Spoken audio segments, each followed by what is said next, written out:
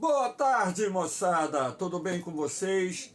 Aqui quem vos fala é o professor Eugênio Bastos, canal Geogênio, a serviço dos alunos que gostam de estudar e passar em concursos.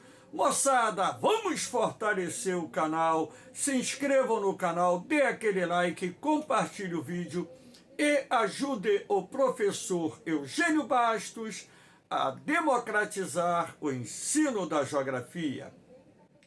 Moçada, no dia de hoje, no nosso encontro, irei falar sobre os recentes protestos que ocorreram e estão ocorrendo no Irã. Então, espero que vocês gostem do nosso encontro e, havendo qualquer dúvida, deixe a sua pergunta na parte dos comentários, que eu terei o máximo prazer de respondê-la. Moçada, é um tema vinculado à atualidade, portanto, a possibilidade de ser abordado agora no Enem é mínima, na prova do Enem. Todavia, nas provas que serão realizadas a partir de dezembro e também janeiro do próximo ano, janeiro, fevereiro, o tema tem uma grande possibilidade de ser abordado dentro da temática atualidade envolvendo assuntos do Oriente Médio. Então, espero que essa aula ajude a vocês a entenderem o porquê dessa onda de protestos no Irã e, sendo assim, dar condições para que, caso esse tema venha a ser abordado em provas de vestibulares ao longo desse ano e até mesmo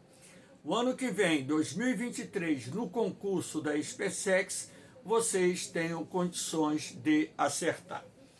Então, os noticiários de televisão, rádios, a internet, a mídia, de certa forma, jornais, revistas, tudo mais, divulgaram nos últimos dias vários protestos que se espalharam pelas mais importantes cidades do Irã, motivado pela morte de uma jovem de 22 anos que, de acordo com a polícia da moral, não estava usando o hijab, que é o véu islâmico, de forma correta. Então é em cima disso que nós vamos trabalhar essa questão dos protestos que estão ocorrendo no Irã e que culminaram com a morte de dezenas ou até mesmo talvez centenas de pessoas, porque os dados eles acabam não sendo realistas, uma vez que o próprio governo do Irã exerce um forte controle sobre a mídia local. Então, as notícias que haviam chegado até quinta-feira, por exemplo, é que haviam ocorrido 75 mortes. Ontem já se falava em 85. Então, na verdade, nós não sabemos de fato quantas pessoas morreram e também a quantidade de pessoas que foram e estão sendo presas em função desses protestos que se espalharam lá no Irã.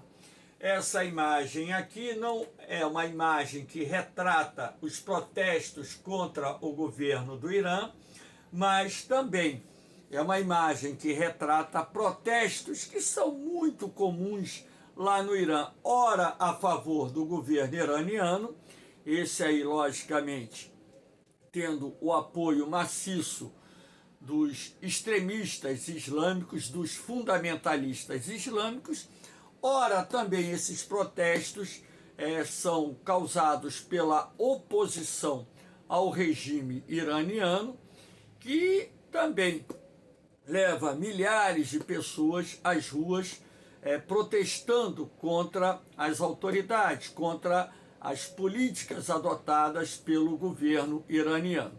Então, a ideia é que vocês construam uma linha de raciocínio que leve em direção ao entendimento de que o Irã é um país fundamentalista islâmico que tem uma relativa divisão. O governo tem o forte apoio dos extremistas fundamentalistas islâmicos, sobretudo aqueles que seguem a religião xiita, que é uma das subdivisões da religião muçulmana, mas também o país enfrenta, ou o governo enfrenta uma oposição, mas essa oposição ela acaba não tendo condições de assumir o governo em função de toda uma estrutura que foi montada a partir da Revolução Islâmica de 1979, que transformou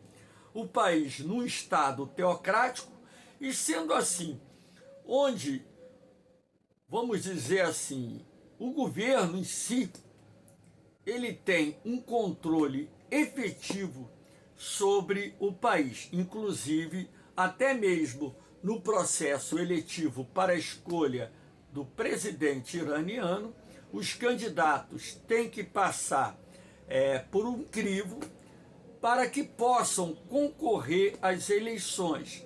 Então, vamos analisar também um pouquinho dessa estrutura de governo do Irã, não de forma aprofundada, porque isso fica a cargo dos professores de história. Eu, como professor de geografia, apenas irei falar de forma superficial como é essa estrutura do governo iraniano, até mesmo porque, para que vocês possam entender, né, esses protestos que volta e meia acontecem lá no Irã. Então, aqui nós temos, né, essa imagem de 1979, quando então a Revolução Fundamentalista Islâmica do Irã assumiu o controle do país. Até então, o país era governado pelo Shah Reza Pahlavi, que era aliado dos Estados Unidos. Todavia, o governo iraniano ele era acusado, sobretudo o Shah Reza Pahlavi, a sua família, as pessoas mais próximas do Shah Reza Pahlavi, de se enriquecerem muito. As riquezas procedentes do petróleo, lembrando que o Irã detém uma grande reserva internacional de petróleo, figura entre os maiores produtores mundiais de petróleo. Então, que essa riqueza procedente do petróleo era, em grande parte, destinada ao enriquecimento do Shah Reza Pahlavi, dos seus familiares e das pessoas mais próximas ao seu governo. E isso fez com que, a sociedade iraniana se organizasse, se estruturasse e começasse a protestar e a se manifestar contra o governo do Shah Reza Pahlavi. O então Ayatollah Khomeini, que vivia no exílio na França, de certa forma foi o grande líder que, mesmo vivendo fora do Irã, teve um papel importantíssimo na Revolução Fundamentalista Islâmica. Então, essa revolução ela foi se propagando, ganhando novos adeptos, e na medida em que o apoio ao processo revolucionário ganha força e os mecanismos de controle do Estado, no governo do Shah Reza Pahlavi, não conseguem mais deter a onda de manifestações e também o próprio Estado não consegue reverter o quadro de descontentamento popular contra o regime do Shah Reza Pahlavi, uma multidão acabou tomando conta das ruas das principais cidades do Irã, e isso fez com que o Shah Reza Pahlavi fosse deposto, fugisse para o exílio, inclusive acompanhado dos seus familiares e também de personalidades importantes do governo, inclusive membros do alto escalão militar do Irã. E sendo assim, o Ayatollah Khomeini é aclamado como chefe supremo do Irã, E a chegada dele em Teherã foi triunfal, levando uma multidão de mais de 1 milhão de pessoas a recebê-lo, e sendo assim consolidando um processo revolucionário que acabou transformando o Irã num Estado teocrático, ou seja, num Estado onde governo e religião caminham lado a lado. E um Estado teocrático como o Estado iraniano, quem exerce o poder, na verdade, não é o presidente. O presidente, podemos assim dizer, é uma figura apenas, vamos dizer assim, é um elemento figurativo, né? Não tem o poder, não tem o comando, porque quem manda, na verdade, é o chefe supremo, que por sua vez é um ayatolá. E na atualidade, desde 1989, quando o ayatolá Khomeini morreu, o ayatolá Ali Khamenei assumiu e hoje é o cara que dita as cartas dentro do Irã, ou seja, a pessoa que detém o maior poder dentro da estrutura política iraniana. Aqui nós temos, né, para que vocês tenham uma ideia como é organizada a estrutura política do Irã, né? Então, aqui do lado direito nós temos as instituições não eleitas. O líder supremo, que nesse caso atualmente é o ayatolá Ali Khamenei, que é ele que detém, na verdade, o poder máximo dentro do país. As forças armadas, claro, em qualquer país do mundo, força armada não é eleita.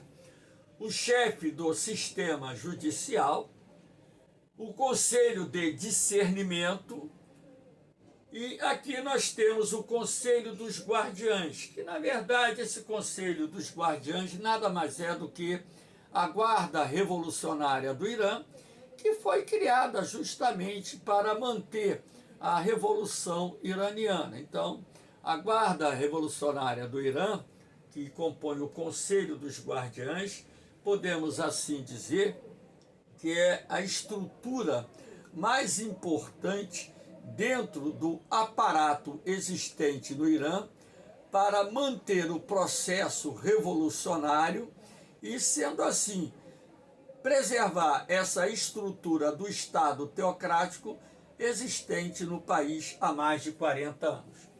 Do lado de cá nós temos as instituições eleitas, o presidente, né?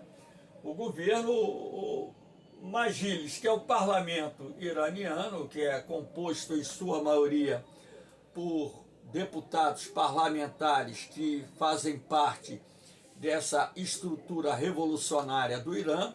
Os membros da oposição existentes aqui no parlamento iraniano constituem uma parcela muito pequena da representatividade parlamentar que existe no país. Mas, na verdade, também esse Congresso, esse parlamento iraniano, ele não tem, assim como não tem o presidente, poderes.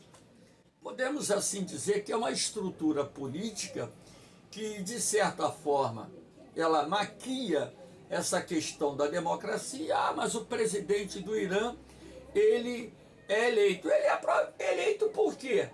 Primeiro que você tem que ter a aprovação do candidato pelo Conselho dos Guardiães. Então, se o Conselho dos Guardiães reprovar o lançamento de qualquer candidatura a presidente do Irã, ele não vai poder participar do pleito, assim como os políticos que estão na outra esfera ou nas outras esferas da estrutura política iraniana, como, por exemplo, prefeitos e por aí vai. Então, o Conselho dos Guardiães, na verdade, ele só permite o lançamento de candidaturas daquelas pessoas que, de acordo com o pensamento revolucionário vigente dentro do país, estão ou ligadas ao governo iraniano ou sem a mínima possibilidade de vencer um pleito dentro de um processo eleitoral. E mesmo se vencesse o pleito, não teria poder nenhum, porque quem dita as normas dentro do Irã é o líder supremo, é o Ayatollah Ali Khamenei. É ele que determina, ele é que manda, ele é o poderoso chefão da estrutura governamental existente no Irã. E aqui nós temos a Assembleia dos Peritos aqui embaixo. Esses aqui são todos eles eleitos, enfim. Então, para que vocês tenham ideia, aqui, ó, olha o tracejado aqui, ó, Conselho dos Guardiães, sobe aqui e vem para cá. Isso aqui, tudo aqui, ó, aqui, presidente, o parlamento e a Assembleia dos Peritos tem que ter o crivo do Conselho dos Guardiões para que possa ser composto ou que possa participar dos pleitos ou da escolha dentro daquele processo democrático que é maquiado na estrutura de governo e na estrutura política do Irã. Então, espero que vocês tenham entendido esse esboço da estrutura política existente dentro do Irã. Claro que isso aqui requer uma análise de maior profundidade. Aqui nós temos a prisão e a morte da Mahsa Amini. Agora, recentemente, dias atrás, essa jovem de 22 anos, que foi presa pela polícia da moralidade do Irã por estar com Rajib, de acordo com a polícia iraniana, fora dos padrões que são recomendados pelo governo e pela própria polícia da moralidade, ela foi presa e ela resistiu à prisão. E ela foi espancada, de acordo com testemunhas, vindo a falecer com traumatismo craniano e outros traumas pelo corpo. Então, a morte da Mahsa Amini acabou desencadeando uma onda de protestos que se espalharam pelas mais importantes cidades do Irã. De acordo com aquilo que foi informado pela CNN, pela BBC e outros meios de comunicações, esses protestos se espalharam por mais de 40 cidades iranianas. Agora, esses protestos, eles são duramente reprimidos, não só pela polícia da moralidade, como também pelas forças de segurança, a Guarda Revolucionária Iraniana. Isso tem causado a prisão de mais de 1.000 pessoas, de acordo com os dados que estão sendo divulgados pela imprensa. Mas como esses protestos estão ocorrendo em dezenas de cidades, não há como mensurar a dimensão, ou seja, o número de pessoas que foram presas e muito menos o número de pessoas que morreram nesse confronto que está ocorrendo diariamente com a polícia da moralidade e também com a Guarda Revolucionária do Irã. Então, esses protestos acabaram, chamando a atenção da comunidade internacional, inclusive o próprio governo norte-americano e também a própria União Europeia está anunciando aplicações de sanções econômicas ao Irã por causa da repressão que está sendo desmedida e desproporcional essa onda de protestos. Não sabemos até que ponto esses protestos poderiam mudar.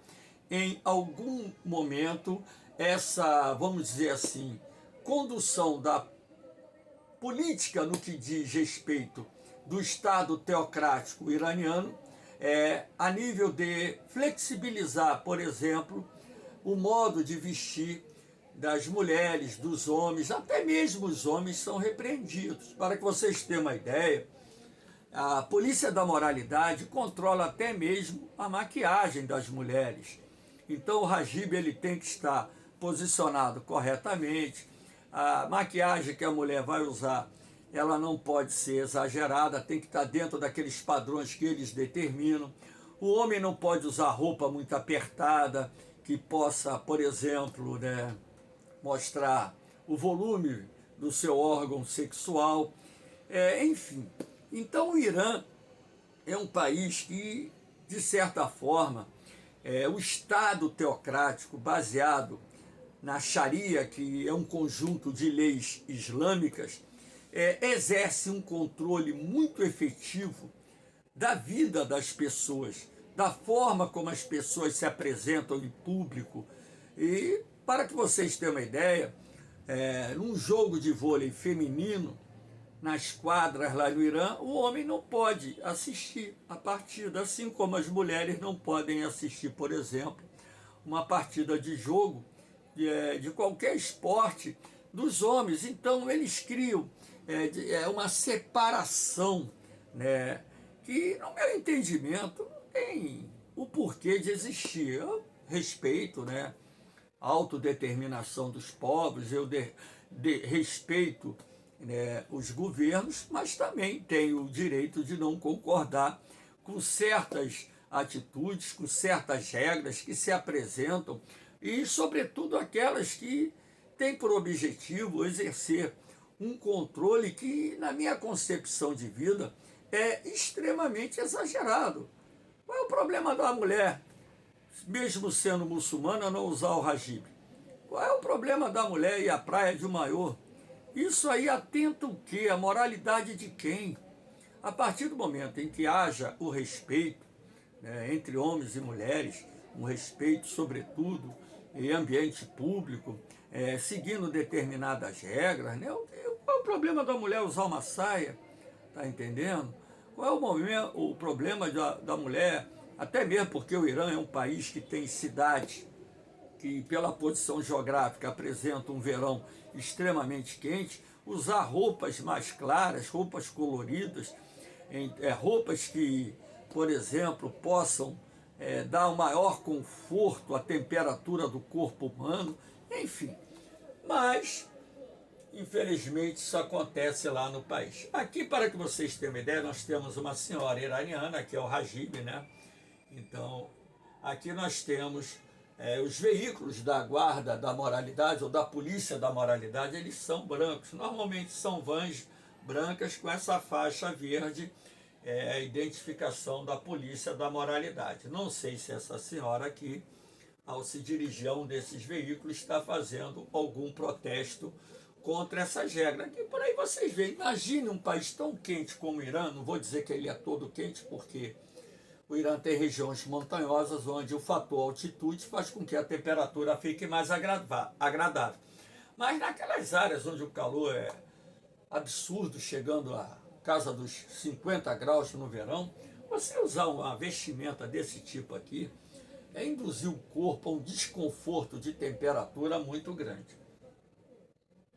Aqui nós temos, para que vocês tenham ideia, os protestos de 2019, que é apenas para mostrar a vocês um outro exemplo. Esses protestos de 2019 e 2020 foram motivados pela decisão do governo em aumentar o preço dos combustíveis. O preço da gasolina chegou a subir quase 200% lá no Irã. Então, isso levou uma multidão de iranianos às ruas protestarem contra essa medida arbitrária de elevar o preço dos combustíveis a um patamar tão elevado, tão alto. Agora, essa decisão que o governo iraniano adotou naquela época tinha por objetivo, logicamente, suprir as necessidades de recursos para o país, que havia voltado a sentir os efeitos das sanções econômicas impostas pelos Estados Unidos. E também, naquele momento, pela queda do preço do barril do petróleo no mercado internacional, que estava criando problemas de caixa para o governo. Então, o que você vai fazer? Temos que... o preço aqui do combustível está muito abaixo, abaixo do mercado internacional. Vamos elevar o preço dos combustíveis e se aproximar um pouco mais do valor de mercado no mundo, mas só que isso gerou uma alta de preços generalizados, não só os preços dos combustíveis, mas os preços de outros produtos, desencadeando protestos que se arrastaram pelo ano de 2019, pelo ano de 2020, tivemos protestos também no ano de 2021, enfim. Agora, se você pegar o histórico do Irã, você vai perceber uma coisa: o país, volta e meia, ele enfrenta essas ondas de protestos, até mesmo contra o governo sobre a acusação de ter fraudado as eleições do ex-presidente. A oposição tomou conta das ruas do Irã, dizendo que os resultados não condiziam com a verdade das urnas.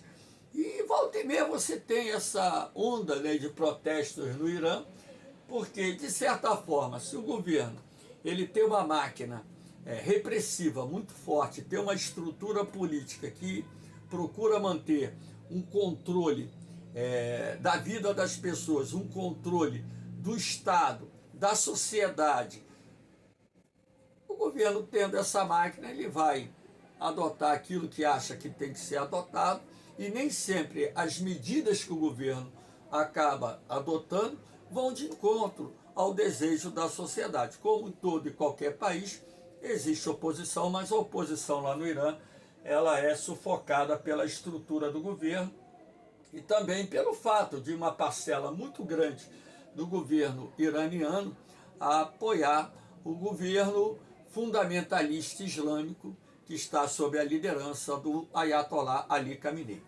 Então a Masha, ela é curda, né? Ela estava passeando em Teherã com a família, né? Fazendo uma viagem de turismo para conhecer Teherã. Aqui nós temos nessa tonalidade avermelhada áreas ocupadas pela população curda. Lembrando que os curdos, eles vivem aqui no norte do Irã, vivem no norte do Iraque, vivem na Turquia, vivem na Síria, enfim. Então, aqui nessa parte, nós temos o maior percentual de curdos. E lembrando também que os curdos, hoje, somam algo em torno de 30 a 32 milhões de indivíduos, que é a maior nação sem um território próprio. Muito se fala até dos palestinos, mas a população curda é maior do que a Palestina e há muito tempo tem lutado pela criação do Kurdistão, o Estado para os curdos. Então o Irã, ele abriga aproximadamente 5 milhões dos 30 milhões de curdos que vivem no mundo. E essa menina que foi assassinada, porque ela foi assassinada, apesar da versão do governo negar isso, dizendo que ela teve um mal súbito, uma parada cardíaca no hospital. Ela, na verdade, ela foi espancada pela polícia da moralidade.